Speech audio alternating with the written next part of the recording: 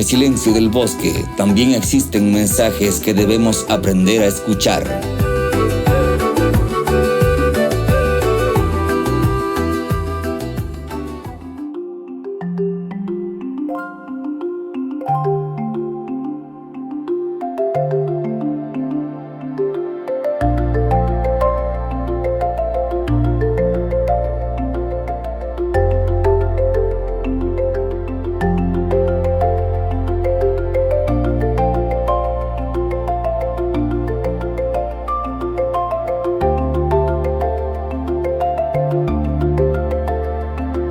¿Qué representa la paloma purpúrea para las personas y su entorno?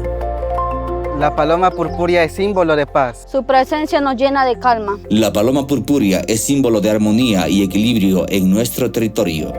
La paloma perdiz purpúrea se encuentra ubicada en Esmeraldas, en la provincia de Imbabura, en la provincia del Carchi.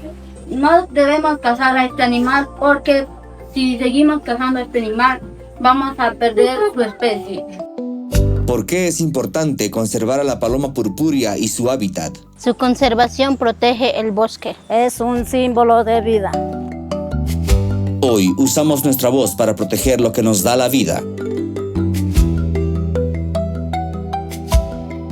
¿Cómo podemos contribuir a la protección de la paloma purpúrea? Cuidemos la paloma purpúrea. Unidos por su protección. Porque cuando nos comunicamos, también cuidamos.